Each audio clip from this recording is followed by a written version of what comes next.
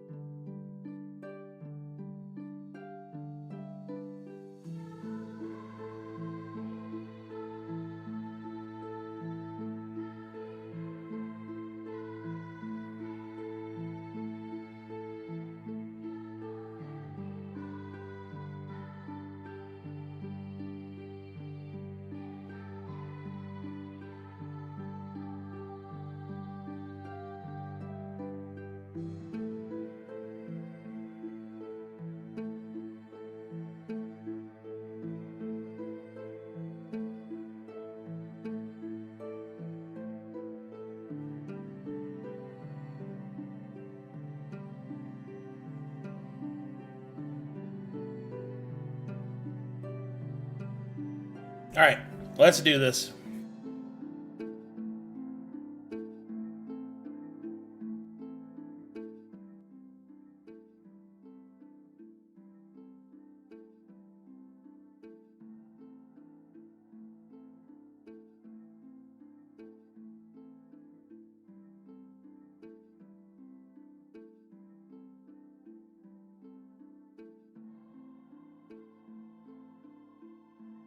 Hey guys, it's been a while.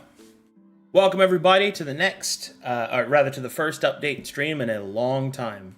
It's been quite a while. So we're gonna get straight into it. We got a lot to go over. We're just gonna. Okay, so just so everybody knows, what we're gonna be doing is this update stream will deal with what happened in week 1 and week 2, not from what happened in week 3. So that'll be taken care of in the next update stream. Okay, so first, a recap as per week 2.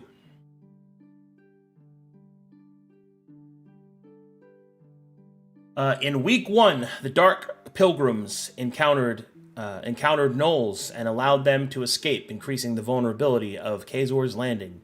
The Unreliables allowed a Seeper Gnoll to escape, increasing the vulnerability to Kazor's Landing.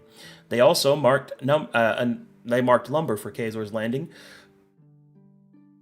They discovered thornberries and pyre bomb powder, which is going to be calculated on the discoveries on the side here.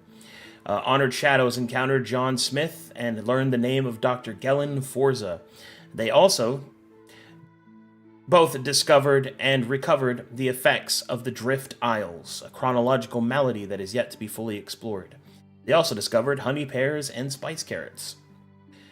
Let's see here. The Drifting Lanterns. After making a decision between the many options in front of them, they decided to attempt to communicate with the gnolls, a diplomatic mission which is still yet to be fully resolved. The Big Dirty Tunas were amongst some of the first to discover mana storms and their strange effects. Their exploration is joined with the knowledge of everyone else that had encountered those mana storms as well. The Howling Harmony successfully recovered a deep tree sample and information about the mana storms, specifically on how they interact with spellcasting. And that is the conclusion of Week 1's adventures. In Week 2, the Dark Pilgrims fought against a gnoll ambush and discovered new expedition rewards after that particular encounter. That, along with a edict from Aladine in one of the party members' heads, a mysterious crystal substance leading further into the Screaming Taiga was taken on as an optional quest. Let's see here. The Unreliables turn in the results of their mission. This is all during Week 2, by the way, as they mark more trees for lumbering. They also turn in their information on the Seepers, revealing them to be Koffs. They turn in information on Pyre Salt and Pyre Bomb Powder. And they also reveal more about thornberries. Honored Shadows continues the hunt along the coast in the hopes of discovering additional survivors and cargo while making their way back to Kazor's Landing. There, they reveal several cargo crates, not including... Excuse me, I got ahead of myself there.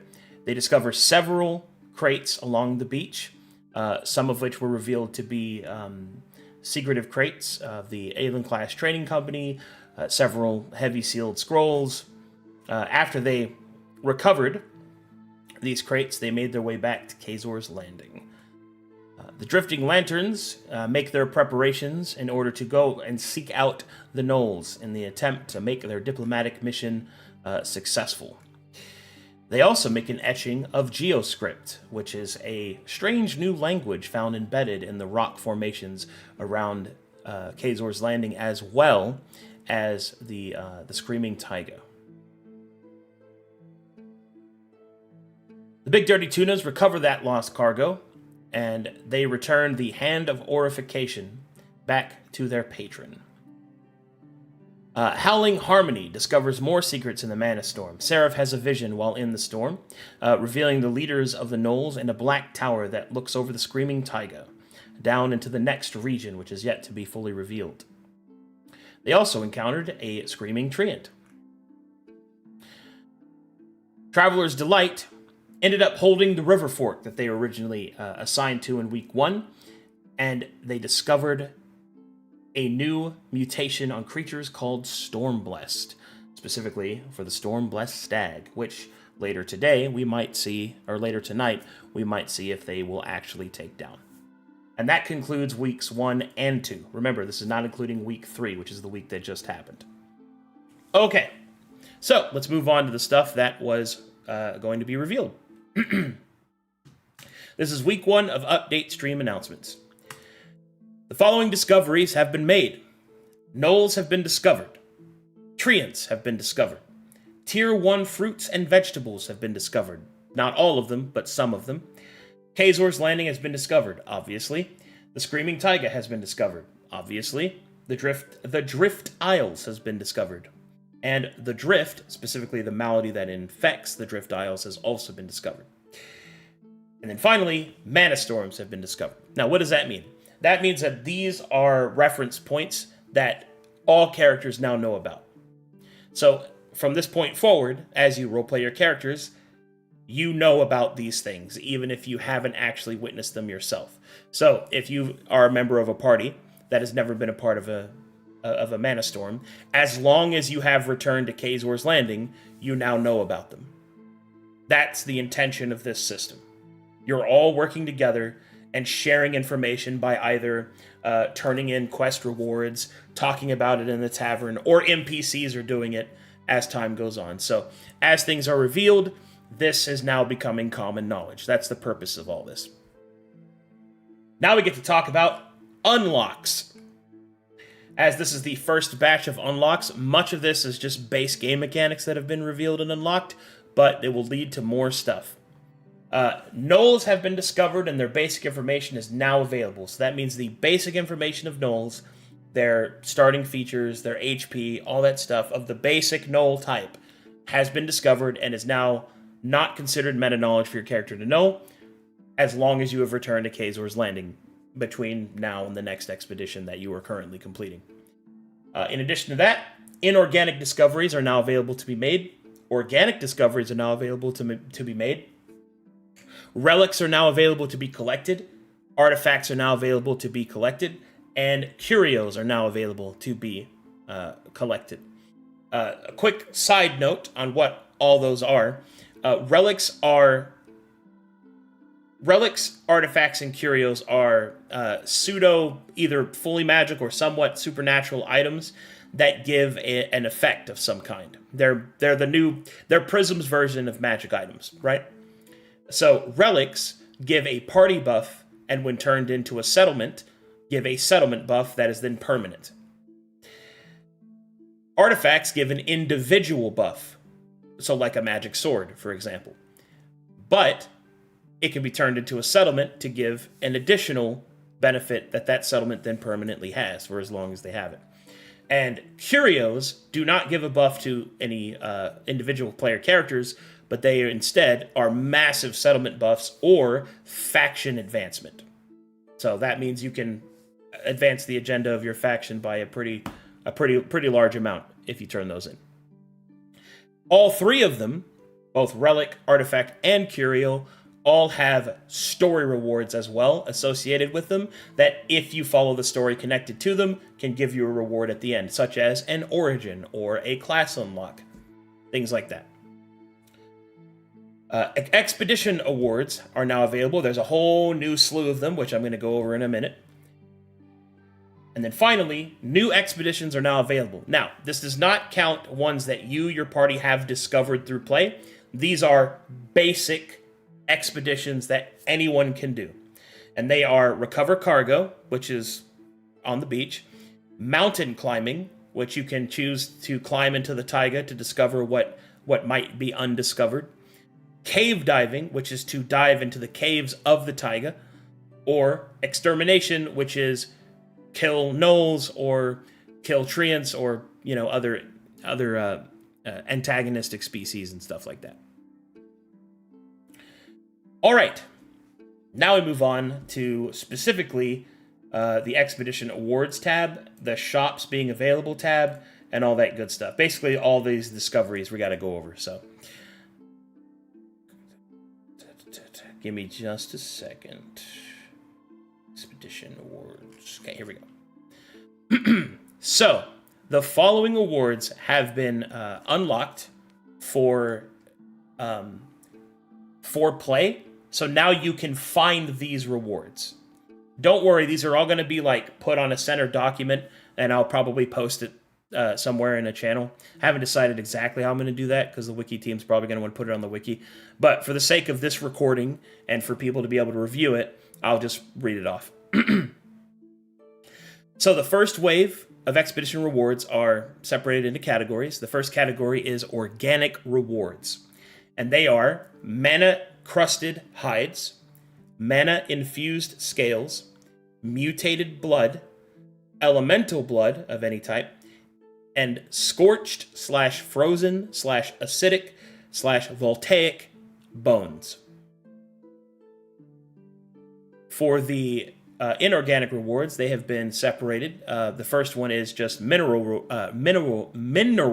rewards, and they are Pyre Salt, Screaming Bark / Wood, Black Snow, and World Blood. Next are the historical rewards, which are just relics, artifacts, and curios, some of which have already been revealed individualistically.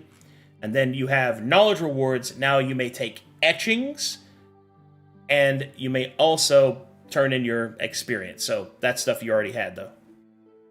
All right, now that all that put aside, now we have refined rewards. Now what this means is that you can take one of the rewards that I just talked about, and if you have an appropriate kit, like kit proficiency and access to a kit, you can produce refined rewards, which are even more beneficial to be turned in and can also be used to like craft and things like that. For the mess kit, the mutated meals and recipes are now available to be discovered. For the alchemy kit, the Pyre Bomb, the Elemental Veiled, and a healing potion are now available to be discovered. For the stonemason kit, Pyre Caulk can now be discovered. For the carpenter, Screaming Planks can now be discovered. For the glassblower, Pyre Glass can now be discovered. For the blacksmith, Pyre Steel and Thrumming Scales can now be discovered. For the goldsmith, Dusk Gleam can now be discovered. For the silversmith, Thrumming Bone can now be discovered. For the leatherworker, Dire Hides can now be discovered. For the fletcher, Screaming Arrows / Bolts can now be discovered. For the dyer, D-Y-E-R that is, Pitch Gleam can now be discovered. There are no discoveries for the tailor available at this time. For the arcanist, Mana Shards are now discoverable. And for the scholar's kit, archival records are still there. So there's no update there. And also maps, but you already had that to start with. And there we go. Those refined rewards, essentially you would take a reward that you find out, from an expedition or even that you recover whilst on it, and then you can refine it into a better reward if you have one of the artisan kits. And then you turn it in. Okay, am I missing anything else? Let me make sure. Make sure. That's not till week 3. Yeah. Okay. All right, so next we're going to talk about shops. Is this it? No, that's wrong. So many tabs open. I believe it's Aelenclast Economy. Nope. Not that one. Which one of these? Oh, this one. Oh, what's that one? That's okay. Hold on. I got to get through all my. Okay, not that one. Oh, here it is. Sorry, I had it over here on the left. Sorry about that. Okay. So next up, we have the shops that have been unlocked. They are Aelenclast Equity, which is a general goods store, which the proprietor is Artemis Stote Esquire. I actually think I can reveal this on stream. I don't think there's any hidden stuff. There is not. Okay, cool. So these are the shop lists, and this is where I'm going to type up all of their wares. And then all those wares will be available to all players that return to Kazor's Landing. And you guys get to, just buy them. You don't even have to... you just tell me, here's the stuff I want to buy, Arcadum, and then you just buy it. It's all available there, so... So Aelenclast Equity is a general goods store that is ran by the proprietor Artemis Stote Esquire. These are the current alchemical items for sale. Don't worry, this list is going to be updated after today because of the update stream. I just have to decide how I want to inform the wiki team and all that stuff to get it updated. But that's the general store, is Aelenclast Equity. Next is the Farside Brewery, which is a room and board slash plus tavern. This is going to be like a shop where you can buy ale and prepared food in order to get buffs for your expedition, in case you don't do it yourself. Next is the Hand of Progress, which is the Arcanist Workshop slash Emporium. So this is where you're probably going to go for things like implements and magical paraphernalia. Crimson Offerings is the Hunting Lodge slash Trophy Theater, which the proprietor of which is Kalkosa Sok-El. It's ran by the Sharkai. Most specifically, this is where you would go if you wanted to get bounties, which are additional quests that are added to an expedition. So, I guess a good way of looking at it is if you've ever played a roguelite, how you have like the regular encounters that it gives you, but you also have modifiers to those encounters, like plus 50% enemies or whatever.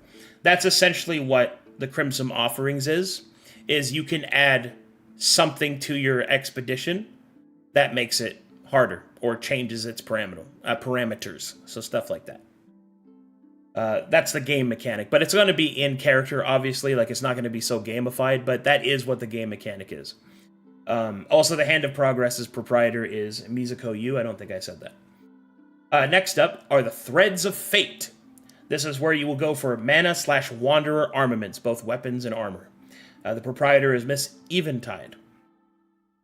Next is Mortal Steel, which is faith slash warrior armaments, the proprietor of which is Alondrius Percivis.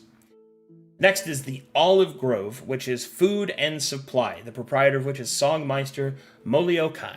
Now, what's cool about this particular place is that this is where you're going to go to buy specialized supplies. This is where you'll go to buy vehicles. This is where you'll go to buy like horses and stuff. That's where all that stuff's going to be. So this is more for like travel benefits. And the rest of these are just lists of factions that I haven't expanded yet because it's not time to do that. But there you go. Those are the current shops that will be opening in Kazor's Landing. Okily dokily. I think that's it. Yeah, I think that's all that I have for today. Yeah. Yeah, I think so. So, now we get to the part of the update stream where we get to do questions. All that good stuff.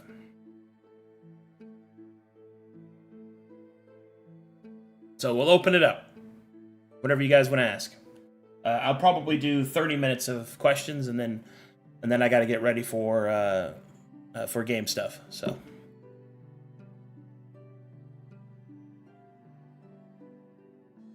Hopefully by next stream, my big info goes through, unless I missed that. Which big info are you referencing? Do you mean the reveal of the leaders and stuff? Because if that's what you're referring to, that's already, like... That will be in the next one, because this is just week 1 and 2.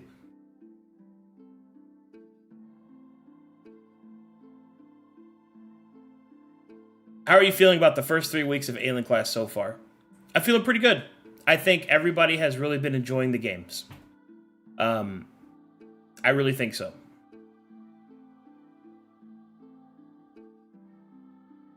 Do I have pants on? Use your imagination. Or maybe don't.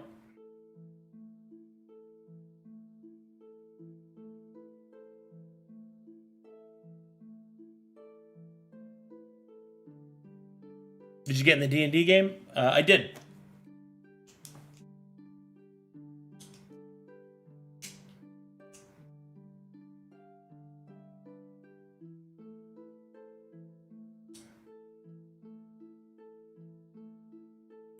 What is the order of the games to watch to catch up canonically?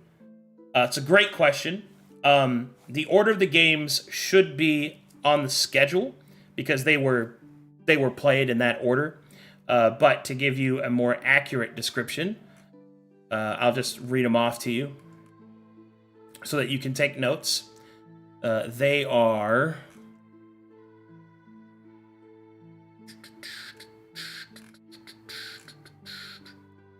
Okay.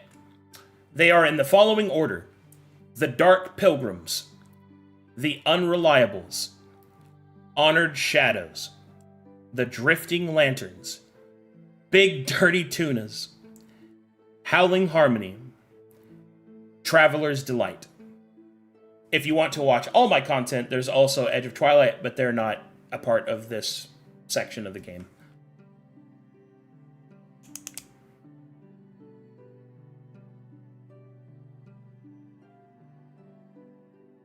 I hope that answers your question.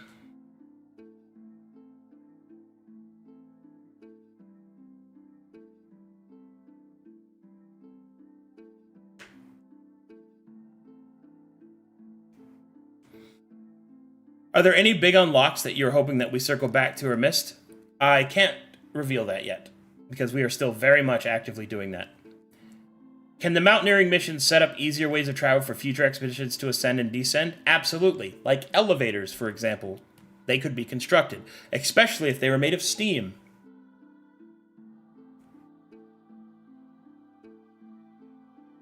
So Howling Harmony just started an expedition last session. Do we learn the discovered info like drift fruit after we come back from retrieving the cargo? Anything that is revealed in an update stream whilst you are in an expedition, you do not know until you return to Kaiser's Landing. That's just the easiest way to do this. That way we don't have to time bubble people. It's just whatever you knew before you left is updated to whatever it is now when you come back. Easy breezy. What is Kazor actually doing? You'll have to find out.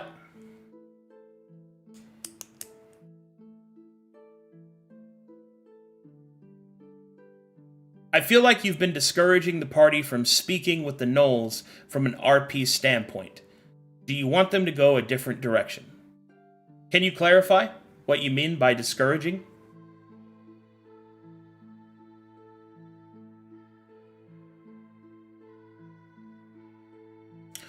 Are the Gnolls enemies being updated? Well, what about the tree enemies? Yes, all those will be updated as more and more of them are fought or discovered or things like that.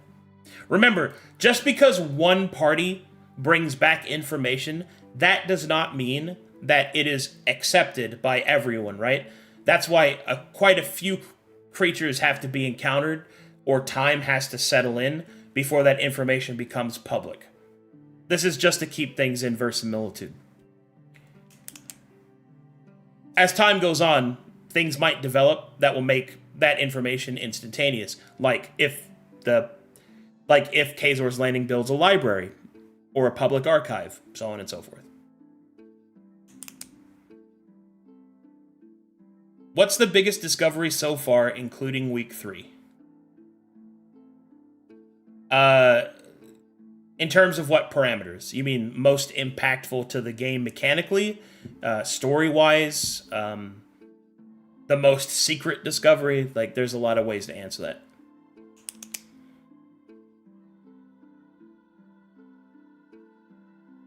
The update stream is kind of like the newspaper. Yeah, that's a good way of looking at it. It's like the zeitgeist that everybody kind of holds together. It's the collective dedication. Just for clarification, gold, silver, and copper is being phased out as the currency for Steam. What's the exchange rate?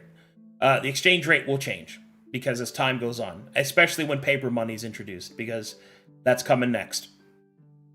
But right now, it's like 200 gold to 1 Steam.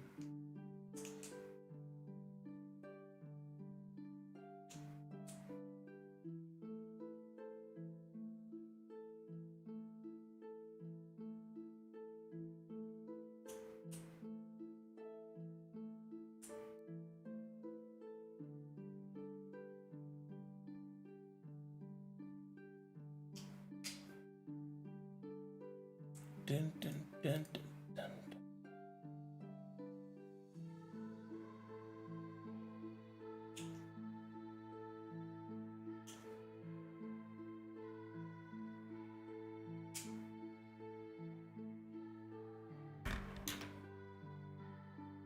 Just waiting for questions. Staring.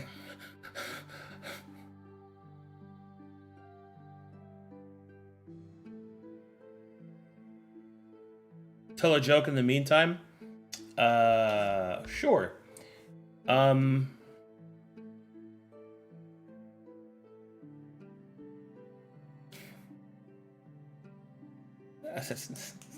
that's dumb. I'm not gonna say that.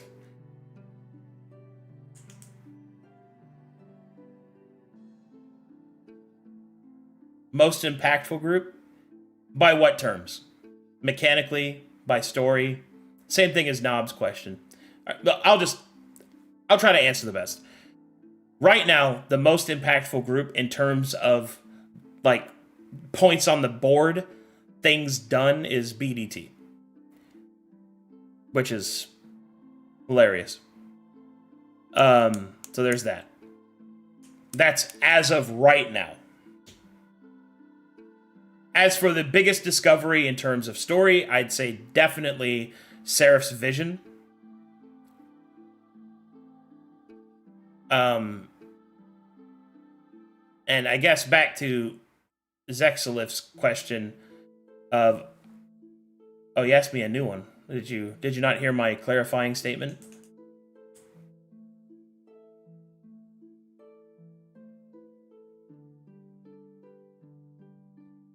I guess I'll just answer the first question.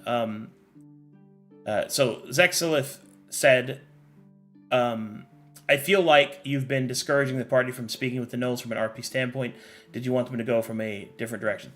So, specifically, story-wise, they're a savage species that has different moralities.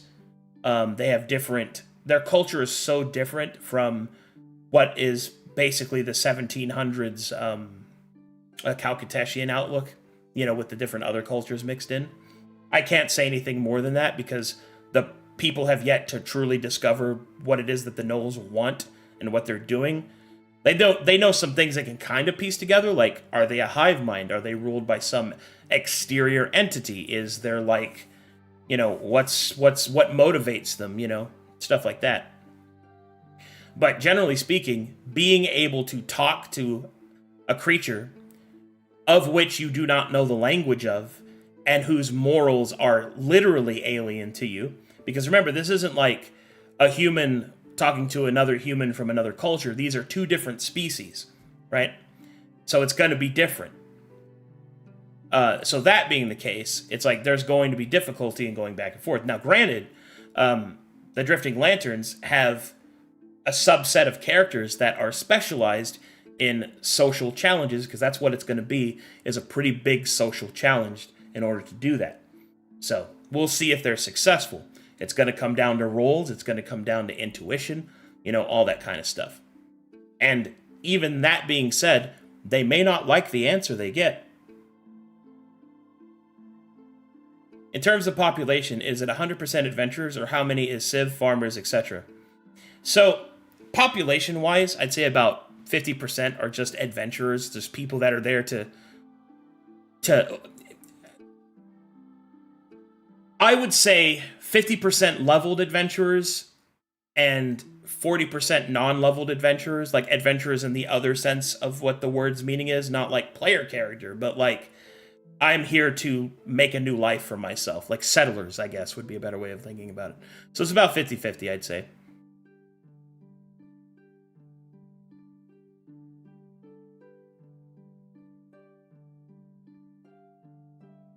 Are there NPC parties and adventurers that contribute to knowledge and other unlocks passively in the background?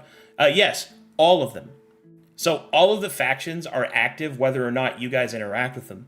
But generally speaking, the factions that you interact with will have their agendas pushed forward, and so they'll have more development than the others. In almost all cases. There are exceptions, obviously. So...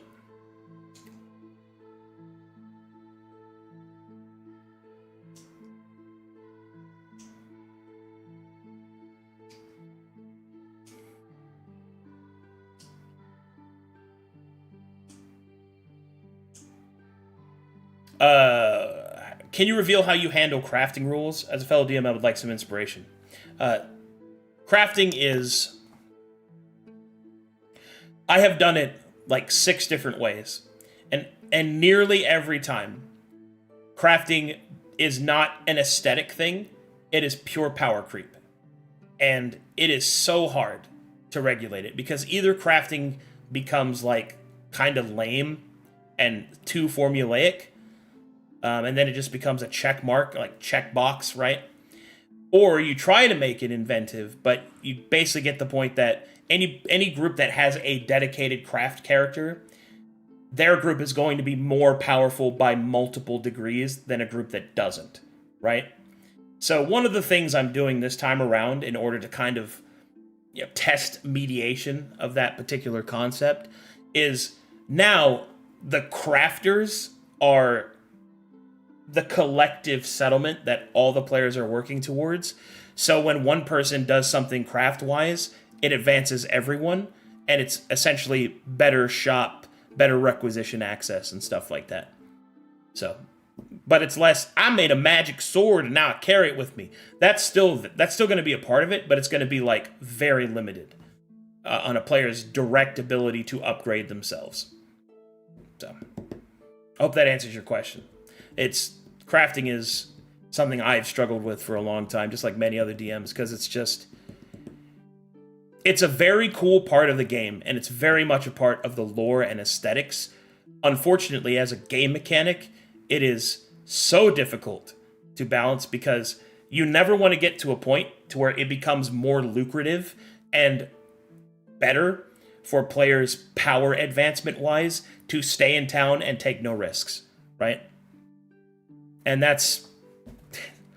then they go out and they're fully strapped and they eclipse characters that don't have craft characters, right? Or excuse me, parties that don't have craft characters, because that's not what they wanted to play. Not everybody wants to be a dwarven runesmith, right? Stuff like that.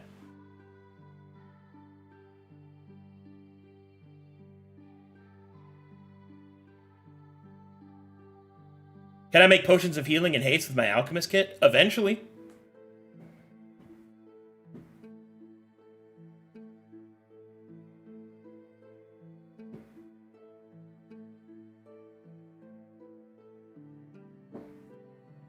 Would Alex be able to help with the experiments with vessels and steam between expeditions to get them working again? Depends entirely on which factions you decide to side with. If you wanted to do that, then you'd probably have to get in good with the Bureau of Science.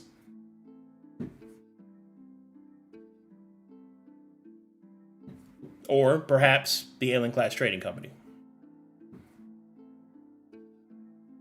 If you made a character in Prism, what would you play?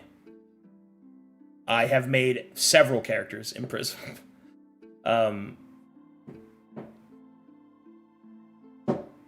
Pavitara would definitely be one of them. Yeah. Probably Pavitara.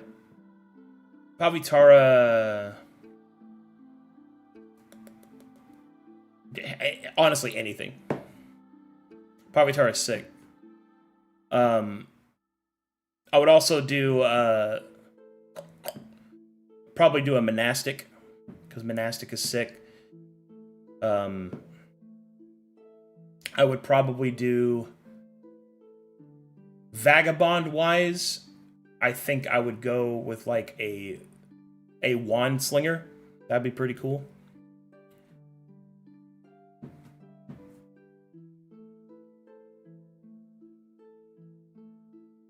Is there going to be a construct or construct-like player race?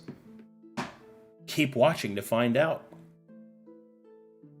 Last question. Are we going to see that mad scientist guy that Sping's group found in the prologue? All the prologues are intertwined into what we're doing in Aelenclast. How that will manifest, we'll have to see.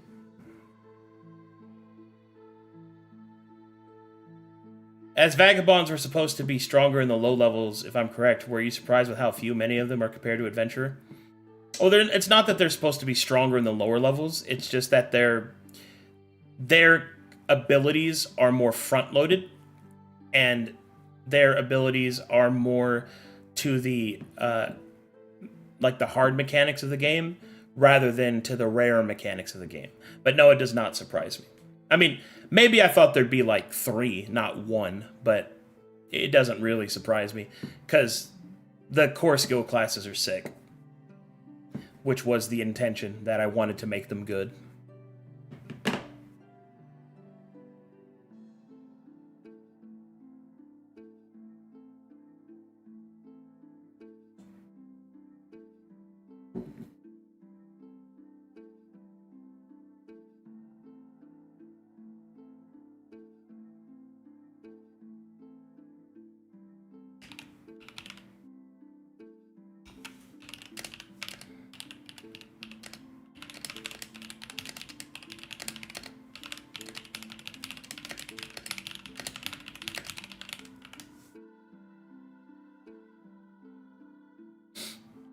Sick. I really want to play around with many of the core skill classes. They are just so cool. Thank you. I'm happy to hear that, because it's like,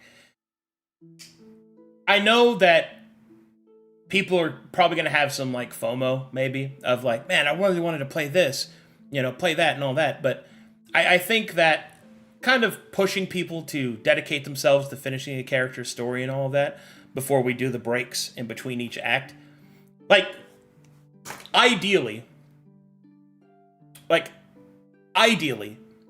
a player will play all 4 years, right? Which means they get to make 4 characters to completion. And that's pretty good. Like, I know that doesn't sound like a lot, but for those of you that didn't like get to play with me and stuff, like if you go out into a wild, a D&D game that naturally, first of all, a D&D game that actually finishes a character's full story is rare enough as it is, and being able to play naturally from 1 to 10 is also rare because of just the practicality of it, right? So I think it's pretty good to get like essentially my level 1 to 20, getting somebody to play through that. Obviously 1 to 3, 1 to 5 stuff. But anyway, the point I'm making is that getting to play a character fully and to its complete story 4 times is pretty freaking good. But, if your character dies, you also have the opportunity to make a new one. And Aelenclast is plenty dangerous, so. What's the most underlooked god in Verum? It is Vinsk, the god of autumn. And it's not even close.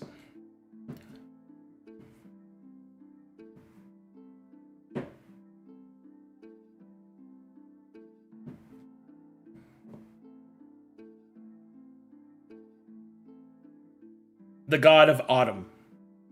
The autumn god in the Green Pantheon. Vinsk is his name. How do you feel about the distribution of melee versus ranged martial characters?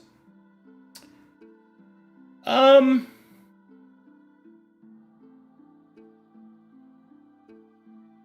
think it's pretty good. I mean, there's more melee than ranged, but that's always going to be the case, really, because melee is sexier. That being said, throwing weapon builds are very dope, and I'm hoping to see more of that.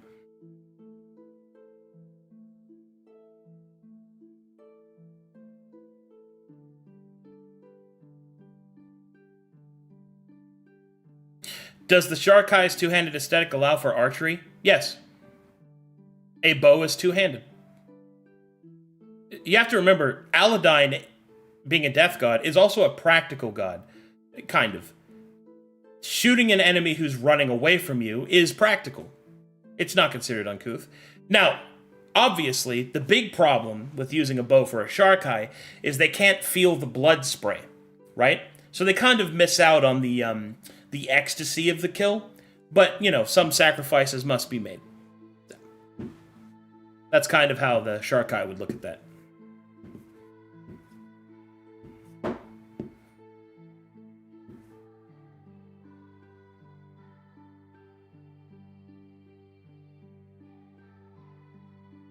Which god do you think is getting the most representation? Do you mean ever or currently?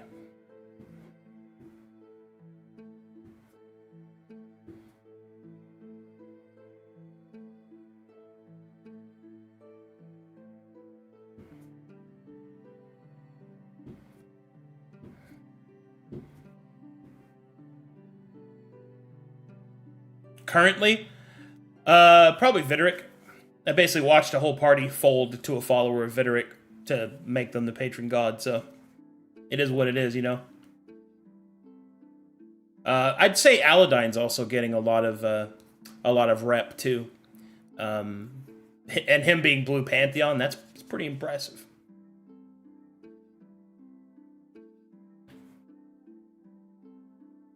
We'll see though. I mean, it's still very early. I really think it's too early to really call that, to be honest. We just, like, people are still getting their feet under them, right? So we'll see who actually, like, starts hard worshiping, who makes churches and chapels and stuff like that. But I definitely think Videric has a leg up because of just the course of events.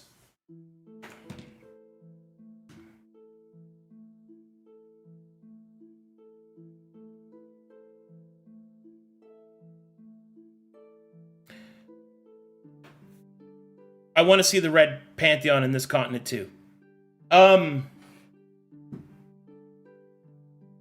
If someone wants to explore that, I'm not going to stop them.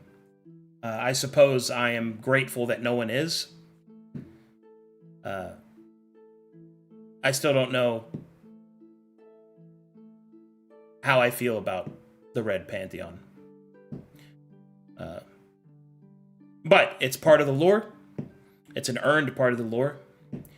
And it deserves its space. It's just, emotionally, I'm not really sure how to deal with it. But if people want to explore it, they're welcome to. But nobody has yet, so I don't know if that's out of respect to me or they're just not interested. I couldn't tell you.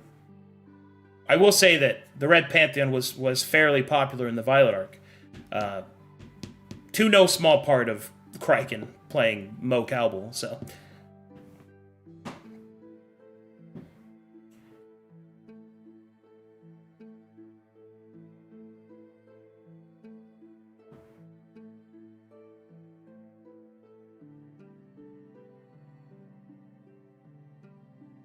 Oh, let me check the other channel.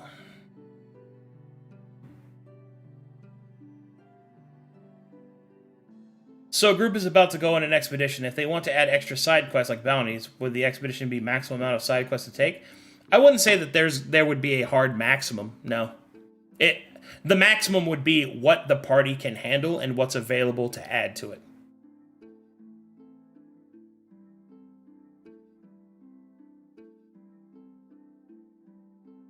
My bad, didn't know about that. It's fine.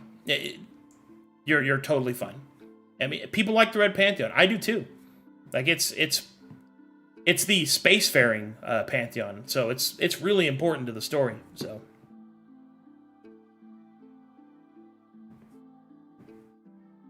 So then the Wixstar are gods. Okay, so the Midgard pantheon is different than the other pantheons because they get their power not through faith. They get it through other means that have not been fully discovered. And technically speaking, they're not gods, but they are what they are.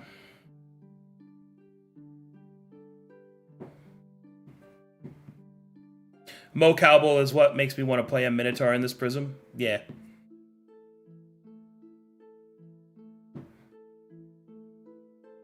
What's the most popular god ever? It's probably Babylon. Oh, man.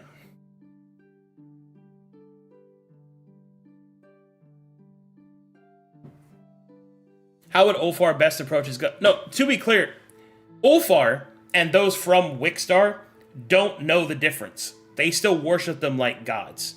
They just technically don't operate the way that all the other deities do. They have a whole different thing. To Ulfar and to any character that worships them as gods, the process of what they do isn't going to change. So they're still going to worship them. They have temples, they have all that stuff. It's just the cosmic mechanics of deities work differently with them. For example, they can manifest like far more often.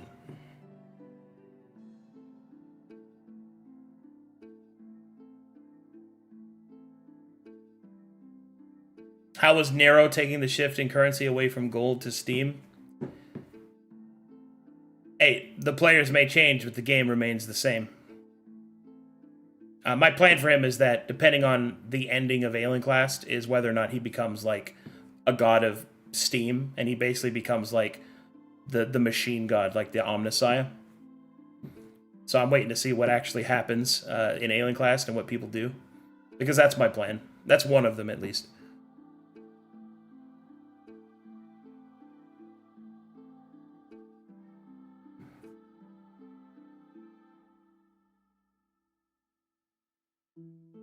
That was both, OP. Will there be any way of continuing a character into Act 2? If they can live long enough, yes. There's a time skip between each of the acts.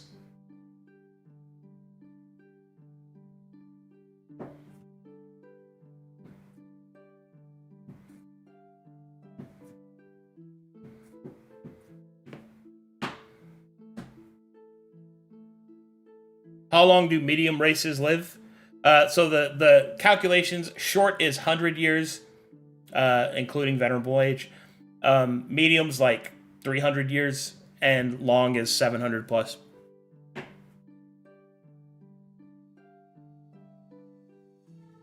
I guess if you want to put it in game mechanical terms, right now, short-lived races can play in 1 act without getting too old. Medium can play in 2, and long-lived can play in 3 to 4.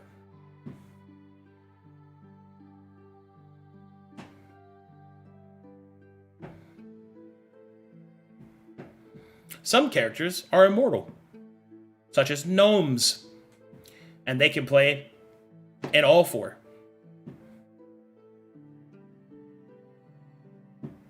What factions will join later? I can't reveal too many of those, but one of them will be the Hikari. Oh boy. Here I go killing again.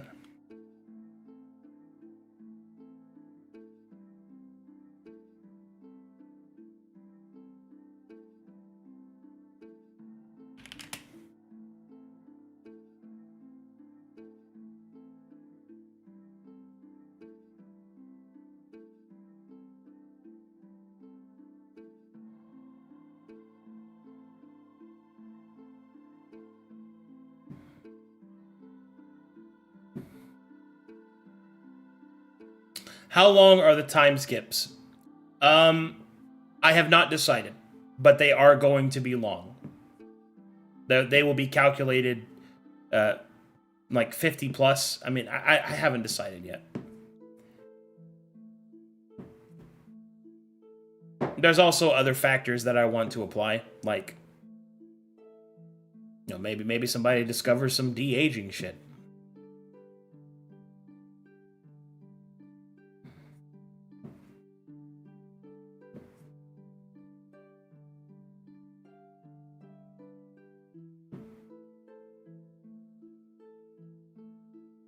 How are the Hikari seen by the Sharkai? They have actually had very little interaction, but generally speaking, they have a mutual respect.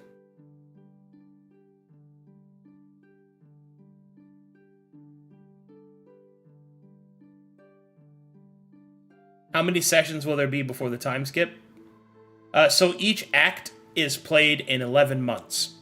So from January to the end of November, and then I take December off to basically recalibrate, rewrite, and redo everything. And then people during that month also do the same thing to make new characters. And the game slot encompasses December as well.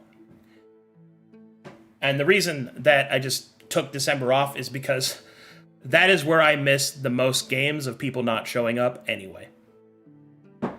So the way I see it, just instead of stressing people out over the holidays, I use December to write and prepare for the next year of content, which I think is going to be a godsend to me. To have an actual, like, way to sit down and write and like, experiment and stuff like that. So the glory follower said that we could ascend if we followed that path. Was that the only for the glory, or would we still ascend with Videric? According to him, only glory. But he is an unreliable narrator, obviously.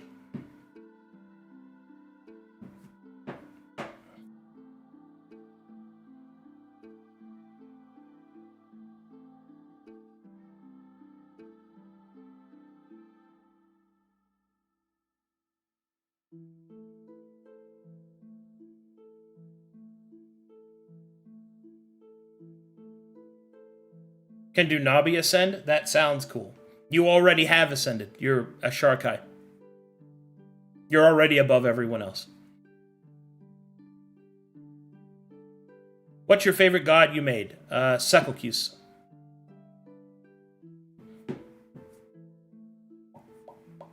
I'd say Sekelcuse and Veyron. I really like Veyron.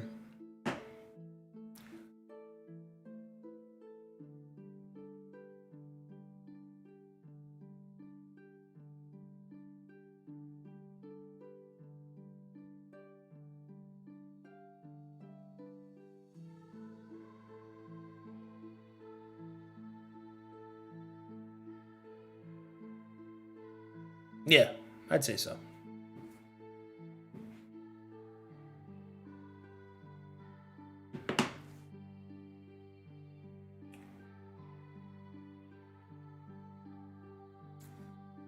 What domains does Aldine have? We don't really have domains anymore, like in the old definition in D&D terms. But death, life, and I'd say law, probably.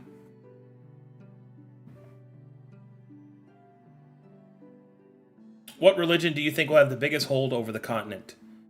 That is entirely up to the players.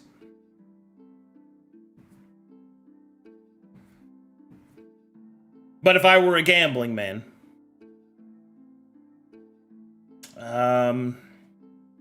I think it's going to be Green Pantheon this time around, but we'll see.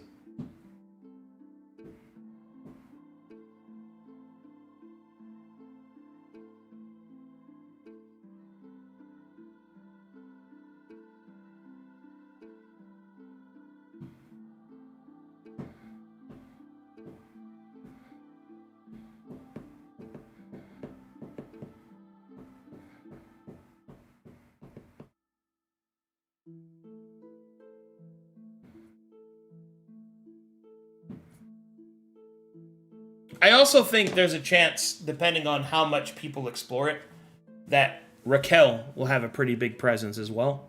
But we'll see. Oh, my camera following me again? Okay, I thought it was following me again.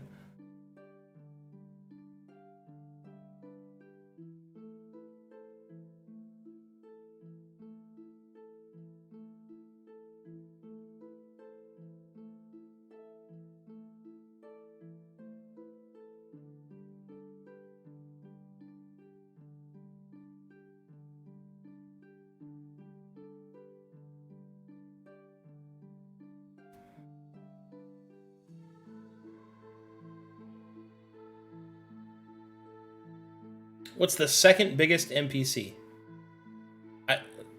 What do you mean by that? Like, in physical size?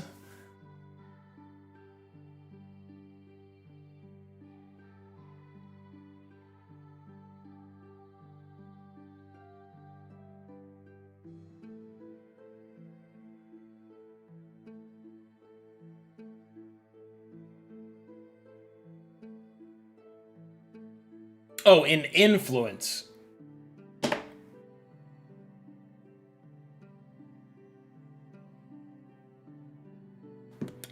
It's an NPC that hasn't been introduced yet.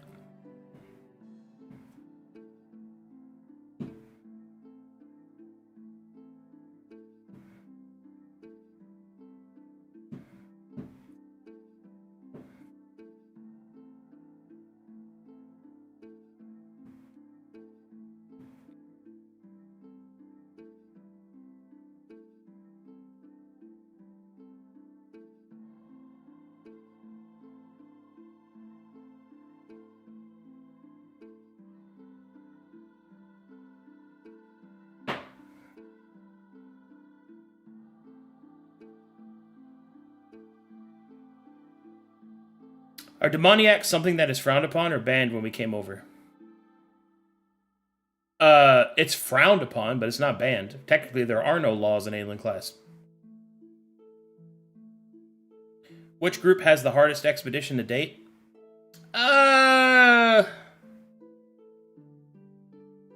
Probably Drifting Lanterns. Yeah. Diplomatizing the Gnolls is really hard. So.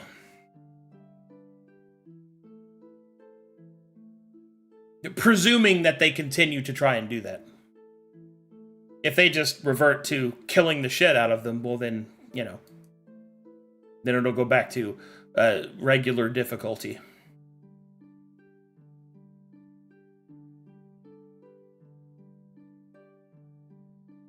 What does Gazenerok think of Gnolls? Gnolls are animalistic people creatures that he did not make. A Gazenerok priest would look at them as if they were abominations.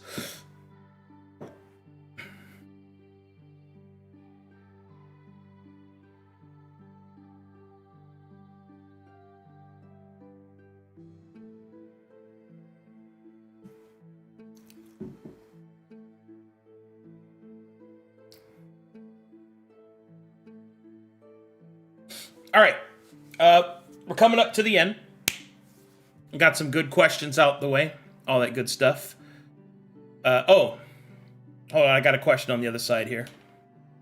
Sorry, I didn't see it. Would there be more other races to be play available? Yes, there will be other races as time goes on. Can you explain the different types of magics, like the colors and their affinity? So, the colors in Prism, if that guy's still here, the colors in Prism represent the different fundamental forces of creation, and they follow the concourse of the rainbow, so they're indigo, blue, green, yellow, orange, red, and violet. And there's a wiki that explains all of it in greater detail. But essentially, each of those colors of creation form the different aspects of creation, which form the prism, which is essentially the center point of creation. It's like the molecules that make up everything. Because the prism and its light are the representations of life. So it's obviously more complex than that, but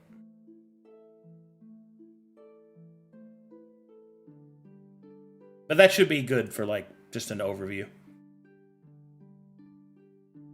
Sorry if I didn't catch that guy in time. I didn't look over to the other channel. To the other chat, as it were.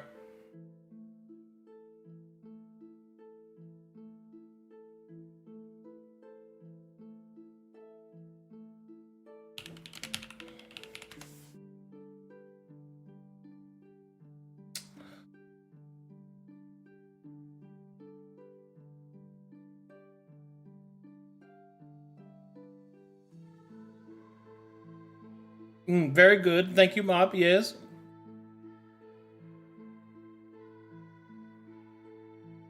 Okay. That's where I'm going to call it. As an aside, I play in a D&D game that I just got invited to that happens before Traveler's Delight tonight. So I'm going to go and play in that. Also, they also stream those games. I don't think he has it ready yet, but I was going to host him, but I don't think he's ready yet. So what I'm going to do instead is, if you're in the Discord, and if you haven't joined the Discord yet, you know, consider it. It's a cool place. I'll drop a link to his channel where I'll be playing, and we can support him. So if you guys don't mind supporting him if you can. Do they do VODs? I don't know. I just started. But they do stream on YouTube, so it should be able to find it. But yeah. So I'll let you guys know in the Discord what the channel is, all that good stuff, and I'll see you guys in there, where I get to be a player. Wowie.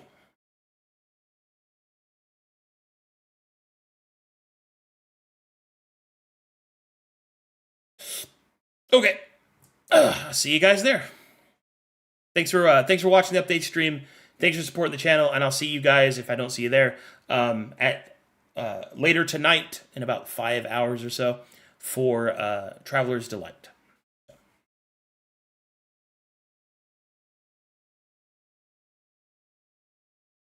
And hit the button. It didn't work.